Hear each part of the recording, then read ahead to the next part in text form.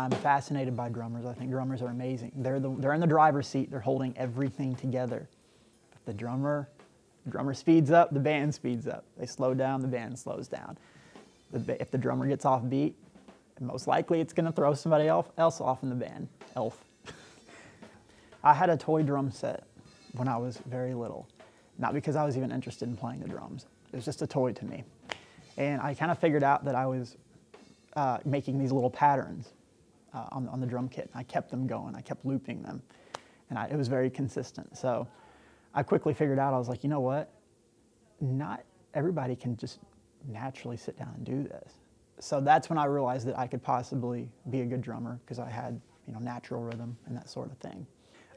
Well, I started here in rock school in 2008. I played in a few different rock school bands over the years. When I turned, I guess I was about 17, me and my uncle formed an AC/DC tribute band called Thunderstruck. Well, we were called a couple other things before then, but we eventually became Thunderstruck. We played in clubs for every Friday and Saturday night for 5 years and put so much work into it, getting all the gear, driving around and setting up, tearing down, playing the show, putting in 12-hour days when we did these shows. And after about 5 years, it would have been 2015, we started the band in 2010. So in 2015, we started doing, we got picked up by an agent and started doing larger venues, theaters, fairs, concert halls, casinos, festivals, and it just kept growing from there. And it was an absolutely amazing experience.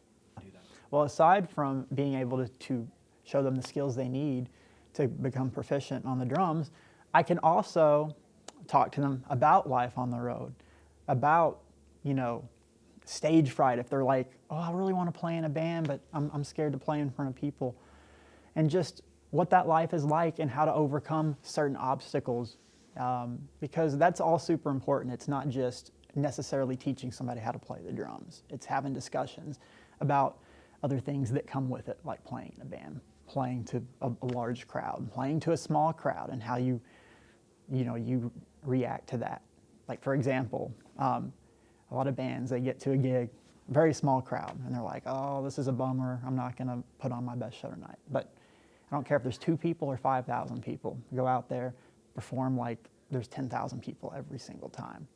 Hello, I'm Justin Manley, and I want to be your drum or your guitar teacher.